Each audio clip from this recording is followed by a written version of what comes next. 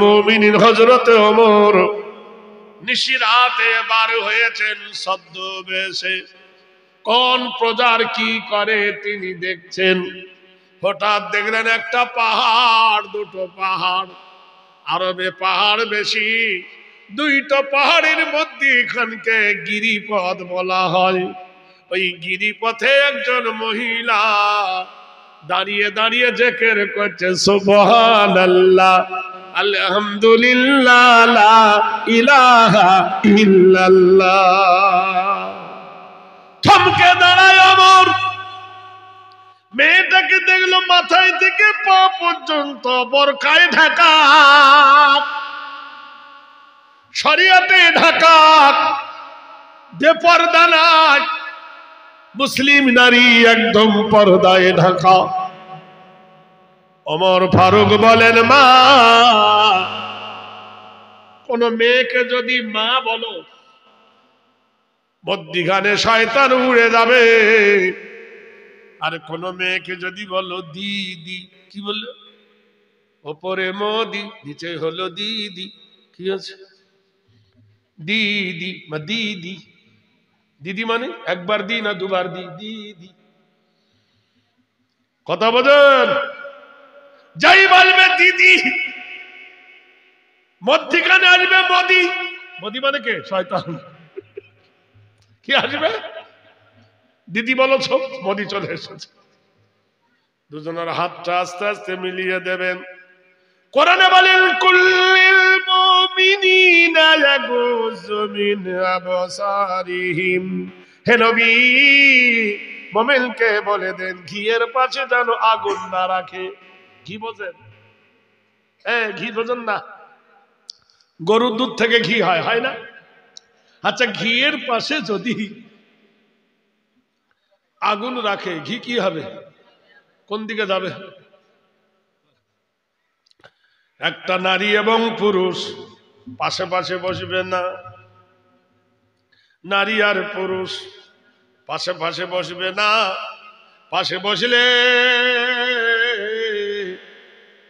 নারীর ফসফরাস গরমে পুরুষের ঘি গলে যাবে। সুবহানাল্লাহ বলুন, জোরে বলুন। দেখবেন এখান থেকে বাস যায়, স্টেট বাস, কলকাতায় বাসে দেখবেন এখানে লেখা আছে মহিলা, আছে না? মহিলা সিটে যদি তুমি বসো, গলা ধাক্কা দেবে, তুলে দেবে। কিন্তু তোমার সিটে মহিলা বসলে তুমি তুলতে পারবে না। এত বড় অধিকার। ট্রেনের সামনে ভাঙে দুটো বগি, লেডিস বলে লেখা আছে মহিলা, পুরুষ উঠলে ফাইন করবে। কথা বলছেন কিনা? ওরা কিন্তু ওখানে উঠবে না, ওরা পুরুষের বগিতে বসবে, পুরুষের গায়ে গা ঘেঁষবে। কারণটা এর মানে জানি না, সুজন প্রেমের ভাব জনন। ইন্না শাইতানা লিল ইনসানি আদুবুম মুবিন। শয়তান হলো মানুষের প্রকাশ্য দুশমন। আমরা যে রাজ্যে বাস করি, এই রাজ্যের বিবি বুবু আমাদের ভোটে পাস করেছে। আমাদের ভোটে পাস করেনি না, আমাদের কি দিয়েছে? আমাদের বউদের সঙ্গে স্বামীর ঝগড়া লাগিয়ে দিয়েছে। এতদিন 500 টাকা করে পেত, আল্লাহর কি, এখন 1000 টাকা। যা মানতো আর মানবে না। যদিও একটু মানতো, এখন আর। নারীরা বলে স্বাধীন হব, আর পুরুষের দরকার নাই। মেয়েরা বলে স্বাধীন হব, আর পুরুষের দরকার নাই। পুরুষ নিয়ে কি করিব আমরা, এবার বেতন পাই 1000 টাকা ঢুকলে 12 মাসে 12,000। গরম ধরবে কি ধরবে না? হ্যাঁ, ধরবে কি ধরবে না? ও আগে বাজার যেত না, আল্লাহর কি, এবার বাজার যাবে, বলে তোর যা কাপড় আমি কিনবো না। ঘুম ধরে গেছে বাড়িতে, মসজিদে ঘুম ধরে গেছে, ইমাম কথা শোনে না। ইমাম বলছে তোর বেতন নি না, তোর চাকরি করি না, তুই থুবি না, আমি আর আসবো না, কিন্তু তাই বলে আর তোকে ভাতা দেব না। এরকম আছে না? হে জোরে বলুন। নতুন সেক্রেটারি এলো, মসজিদের ইমাম সাহেবকে টাইট দিল, বাড়ি গেলে 50 টাকা করে কাটবো। ইমাম রোজ বাড়ি যায়, আসে না, 50 টাকা করে কেটে নেয়। 1 মাস পরে খবর দিল ইমাম 5 দিন বাড়ি গেছে, 250 টাকা কেটে নিয়েছি। সব লোক বলে থ্যাংক ইউ, তুমি ভালো মোড়ল। ইমাম বলে শোনো, যেদিন থেকে 50 টাকা কাটতে লেগেছে আমি সেদিন থেকে ফজরে উজু করা বন্ধ করে দিয়েছি, বিনা উজুতে নামাজ পড়েছি। তাহলে 50 টাকা কাটা লাভ হলো না, ইমামকে দেওয়া লাভ হলো না। নারায়ে তাকবীর। ভাঙন কিভাবে ধরে দেখো, ভাঙনের কামড় নাই রে বন্ধু, ভাঙনের দাম চলে এসেছে বন্ধু। এজন্য শুনে নাও বন্ধু, কোন দিকে যাব? ইমান চোরা চতুর্দিকে ঘিরে নিয়েছে, ইমান চোরা চতুর্দিকে ঘিরছে, কিন্তু তবু তারা বোঝে না সচিত নাম সত্যং কল্যাণ ঘেরি নাম আদর্শ পূজ্যত বয় মাং শান্তি সর্বভূতে নমস্তুতে নম কল্যাণকর কল্যাণকর বসুমতী বয়। বেদ বলছে শুনে নাও, শুনে নাও, জগতের মাটিতে যেমন মাটির দাম আছে তেমন নারী পুরুষের দাম আছে। নারায়ে তাকবীর। মূল্যায়ন করো বন্ধু, আসেন সে ঘটনার দিকে এগিয়ে যাব। একটু মাথা খুলে মগজ দিয়ে একবার জোরে বলি সুবহানাল্লাহ, জোরে। ভাইরে আমার বন্ধুরা, ওমর ফারুক জিজ্ঞেস করছে মা, কি বললাম? মেয়েদেরকে মা বললে দেখবেন খুশি হয় না, বুড়িরা খুশি হয়, আর জওয়ানেরা বলবে দিদি বলতে, মানে দিদি বললে গা খুশখুশ করবে। দেখুন আমরা বয়স্ক কোনো মেয়েকে যদি বলি আই লাভ ইউ, তো মরো। আর যদি যুবক যদি বলে আই লাভ ইউ, বলি গা পালকি হয়ে যাবে, কি বলছি রে। সমাজের ভাঙন সমাজে ধরেছি আমরা, নাই ভাঙনটাকে ধরাচ্ছে দেখো। আগেকার ছোট ছোট ছেলেদের যদি পানি পড়া নিত, তেল পড়া নিত, ফুইয়ে নিত, বলে বাতাস ধরেছে, ভূতে ধরেছে, জিনে ধরেছে, এই হয়েছে ওই হয়েছে। এখনকার ছেলেরা যে কে করেছে, অমনি মা মোবাইল দিয়েছে, ছেলেরা করছে ওই আম বাগানে আসছি, 50-60টা ছেলে বসে আছে, বুঝলি। আমি বলে তোরা এখন কি করছিস? যে ফ্রি ফায়ার খেলছে, ফ্রি ফায়ার। চলুন এক্ষণ দেখাসেন কি। আজ থেকে কদিন আগে ওই রকম আমি রাস্তা দিয়ে যাচ্ছি, গাড়ির ড্রাইভার রাস্তা ভুলে গেছে। আমি দাঁড়া, 3-4টে রাস্তা পড়েছে, দাঁড়া। একটু করে দেখছি আম বাগান, আম বাগানের ভিতরে দেখছি মোবাইল জ্বলছে। আমি আস্তে আস্তে দেখছি দুটো ছেলে মোবাইলে ব্লু ফিল্ম দেখছে, ব্লু ফিল্ম, ন্যাংটা ছবি দেখছে, আর ছবিতে চুমো খাচ্ছে। ছি ছি ছি ছি, মোবাইল দিল কি? কথা বোঝেন কিনা? ব্লু ফিল্ম বোঝেন? আপনি বুঝলেন না। ন্যাংটা ছবি গো, ন্যাংটা ছবি। আমাকে দেখো না, তাড়াতাড়ি চেপে ধরেছে হাতটা। এই ধীরো না, চেপে ধরে যা করি, এই রাস্তা যাবো, কোনটা পড়বে চুহুতুরে, এইটা। সব মুসলমানের বাচ্চা। কিসের বাচ্চা? মুসলমানের বাচ্চা ছাড়া অত রাত কেউ জাগে? হিন্দুর বাচ্চাদের সিস্টেম আছে, ওরা বোঝে আসলে ওরা ঠিক আছে। এরা নকলেও থাকবে, এরা আসলেও থাকবে। ভাইরা আমার, বন্ধুরা আমার, গতকালকের আনন্দবাজার পত্রিকা কলিকাতার জেলখানাতে 250 মেয়ে গর্ভবতী হয়েছে। কশ জেলখানার ভিতরে এত নিরাপত্তা, তার মধ্যে মেয়ে ছেলের পেটে বাচ্চা আসে কি করে? তাহলে নায়ক কেউ আছে? নাউজুবিল্লাহ পড়ুন। তাহলে জেলে নিরাপত্তা নাই। কোন দেশেতে খুন ডাকাতি, কোন দেশেতে রাম রাজা, কোন দেশেতে নাস্তানাবুদ হয় রে দেশের সব প্রজা। চালে ভেজাল, চিনি ভেজাল, নুনে ভেজাল কোথায় রে? সে আমাদের ফুটো ভারত, আমাদের এই ভারত রে। ভাইরা আমার, বন্ধুরা আমার, শুধু টার্গেট মুসলমানকে তাড়াবো, শুধু টার্গেট মুসলমানকে হটাবো। কিন্তু মুসলমান না থাকলে ভারত চলবে না, জানবে না। মুর্শিদাবাদের হরিহরপুর থানা, হরিহরপাড়া থানা, রাতের গভীরে কুকুর একটা গরুর পা নিয়ে, ট্যাং নিয়ে মন্দিরের ভিতরে ঢুকেছে। হিন্দু সম্প্রদায়েরা বলল মুসলমানরা ছেলেরা বদমাইশি করে আমাদের মন্দিরের ভিতরে গরুর ট্যাং ধরে দিয়েছে। ময়না তদন্ত করা হলো, ডিএনএ করা হলো, হাড় পরীক্ষা করে জানা গেল মরা গরুর হাড়। কিসের? সুপ্রিম কোর্টে বলছেন ইওর অনার, মুসলমানেরা গরু এমন করে খায়, গরুর পায়ের খুর পর্যন্ত খেয়ে নেয়। দিচ্ছে কিনা বলুন? গরু বিক্রির আগে গরুর পা বিক্রি হচ্ছে কিনা? হ্যাঁ, খায় কিনা? আর তোমার গরুর এত বড় পা এলো কি করে? আরেকজন উঠে বললেন হুজুর, গরুর পা কুকুরে নিয়ে গেছে তবু মুসলমানের দোষ, কিন্তু তোমরা বলো সাধু সন্ন্যাস নীতি নাম কল্যাণ শুভতিন শুভকান্ত বাস নবকৃতি তো মানো গির্জা দেবতা আরাধনা পূজ্য। তোমাদের দেবতার মন্দিরে গরু নিয়ে গেলে তোমাদের দোষ হয়, গরুর ট্যাং নিয়ে গেলে দোষ হয়, কিন্তু তোমাদের দেবতার কানে বাড়ি মারতে ঢোলটা বাজায়, ঢোলটা কিসের চামড়া?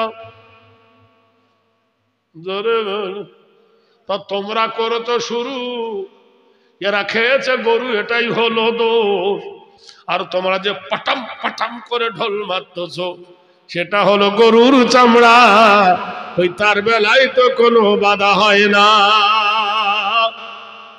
সুপ্রিম কোর্টের বিচারপতি দাঁতে আঙ্গুল কামড়ে বলছে আই মাওলা ঢিস মিস, আমরা কারোর দয়ার ওপরে জুলুম করি না নিশিরাতে। ওমর বলেন ও মা জননী, তুমি একাকিনী এই পাহাড়ের গুহায়, কেন আল্লাহর জিকির করো একা? মেয়েটা জানতো নাইনি ওমর। মেয়েটা বলছেন পথিক রে, পরদেশি রে, তুমি কে গো? তুমি কি মশলা জানো না? তুমি কি হাদিস জানো না? তুমি কি কোরআন জানো না? বলল কেন? বলে পথিক রে, আমি একা নয়, আমার ডাইনে বাঁয়ে দুটো ফেরেশতা আছে, কেরামান কাতিবিনা ইয়ালামু মা বাইনা। তুমি কি জানো না আমার ডাইনে বাঁয়ে দুটো ফেরেশতা আছে, একজনের নাম হলো কেরামান কাতিবিন, সম্মানীয় দুটো লেখক, দুই কাঁধে দুই মুহুরি। এই বলছিল 5টা পর্যন্ত থাকবে, ডিউটি করে এলো, ডিউটি করে এলো। এবার তুমি মাইকটা ধরো, আমি ডিউটি করে আসি, তার বেলা নাই, আমার পেশাব পাবে না। এক কাপ চাও নিয়ে এলো না, এলো তো এলো, তাহলে এক কাপ চা নিয়ে ও বলবো তবে। বললো না যে আমার ভাতিজা চিল্লাচ্ছে এক কাপ নিয়ে আসি, আমিও মাইনাস করে আসি, ওকে একটু মাইনাস করতে দিই। আমি জানিও পারবে না বসে থাকতে। নারায়ে তাকবীর, আরো জোরে বলুন নারায়ে তাকবীর। মোদি প্রতিবেদনে লিখেছে মন্দির করা ভালো হয়নি, এই 1 বছর হয়নি, এর মধ্যে পস্তানা। ক্রমিকরা লিখেছে নাতের ওপর মাছি বসেছে। কি বসেছে? তা মাছিটা হাতুড়ি দিয়ে মারতে গেছে, যেই মেরেছে মাছি উড়ে গেছে, নাক খাপলা হয়ে গেছে। ভারতবর্ষের 17 নম্বর বাদশাহ, ভারতবর্ষের 17 নম্বর প্রধানমন্ত্রী উজিরে আজম। ইহার পূর্বে যত বাদশাহ এসেছে কেউ মসজিদ ভাঙেনি, কেউ মুসলমানের ওপর আঘাত হানেনি, কেউ গলা ধাক্কা দিয়ে তাড়াবে দেব পরিকল্পনা করেনি, কেউ মুসলমানদের কলেজায় বেলেট ঘষেনি। আমার ছেলে নাই, মেয়ে নাই, বউ নাই, বউ ছিল ভাত দিইনি, বউ ছিল ভাত দিইনি, ছেলেও হয়নি, ছয়েও হয়নি, আমি যোগী, কার জন্য করলাম এত ভুগি। পার্লামেন্টের রাজনৈতিক ফেলে পড়ে আমি চাওয়ালা ছিলাম, এখন আমাকে চাওলা করে দিল। কি করলাম, কি করলাম? সারা পৃথিবী যতদিন বাঁচবে আমার পিছনে স্ট্যাম্প মারবে, কেউ আমাকে ভালো আশীর্বাদ করবে না। নারায়ে তাকবীর। রাজীব গান্ধীর সুনাম হয়, ইন্দিরা গান্ধীর সুনাম হয়, জ্যোতি বসুর সুনাম হয়, হয় কিনা জোরে বলুন। মোহনলালের সুনাম হয়, অরবিন্দুর সুনাম হয়, রবীন্দ্রনাথের সুনাম হয়, রামকৃষ্ণর সুনাম হয়, আমার শুধু বদনাম। আমি বুলেট প্রুফ যদি না পারি কেউ আমাকে ফুটুস করে দেবে।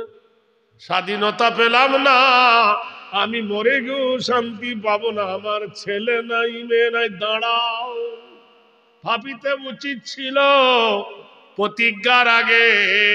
এখন ফুটো কোম্পানির মতো ভাবো। কুলিল্লাহুম মালিকাল মুলকি তুতিল মুলকা মিম্মান তাশা। আমার আল্লাহ বলেন আমি পলকের বাদশাকে আমিরে ফকির করে দিতে পারি, আমি একজন ফকিরকে আমিরে পরিণত করে দিতে পারি, পারে না? জোরে বলুন। কেতাবে এসেছে যে মশা কামড়ায়, আপনারা জানেন কি না? মশা মেয়ে ছেলে না বেটা ছেলে? মদ্দা মশা কোনোদিন কামড়ায় না, গাছের ফল খায়, গাছের আঠা খায়, গাছের জড় খায়। আর এই মেয়ে মশার এত বিষ, শুধু মানুষ কামড়ে খায়। চিন্তা করে দেখো, এমন খাওয়া খায় পেট ঢাবড়া হয়ে যায়, উঠতে পারে না। পটাশ করে মারলে চটাস করে মরে যায়, হাতে রক্ত লেগে যায়। নমরুদকে যে মশা কামড়েছিল সে মশাটার একটা চোখ ছিল কানা, একটা পা ছিল ন্যাংরা, কোমরটা ছিল কুজা। কেতাবে এসেছে কোরআনে মশার দুটো অ্যান্টোনা আছে। মশা এত অ্যান্টোনা যুক্ত, এত টেলিভিশন যুক্ত, কোন মানুষের সামনে অ্যান্টোনা ধরলে জানতে পারবে ক্যান্সারের রোগী, ওর রক্ত খাবে না। সুবহানাল্লাহ, কত চালাক! যদি জানে এর থাইরয়েড হয়েছে, যদি এর থাইরয়েড প্রতিক্রিয়া হয়ে যায়, খাবে না, খাবে না। সুবহানাল্লাহ। হ্যাঁ ভালো, তিনজনের তিনটে দিয়েছে, বুদ্ধি আছে তা বলে। আল্লাহ তোমাকে আরো হায়াত দান করুন। ভাই চা খাবো? চা খাবো কি খাবো না? জিকির করো লা ইলাহা।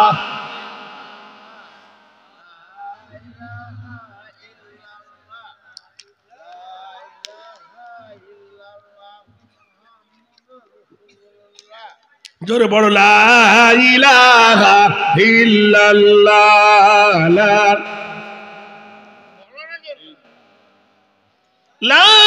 ইলাহা। এর মধ্যে হাত দেখো সিজারের বাচ্চা। কিসের বাচ্চা? ওই জন্য জোর নাই। আর যে কটা আছে পোল্ট্রি খেয়েছে, আর হুজুর মিথ্যা বলছি? সিজারের বাচ্চা যদি একবার পড়ে মাথা পানি ঢালতে হবে। কারণ কি? কারণ আছে। তোরা তো সিজারের নয়, জোরে বল একটু লা ইলাহা, আরো জোরে লা ইলাহা, লা ইলাহা হু মুহাম্মাদুর রাসূলুল্লাহ। গভীর রাতে ওমর বলছেন, ওমর তোমাকে দেখছি একা, তুমি বলছে আমি নাই, তিনজন।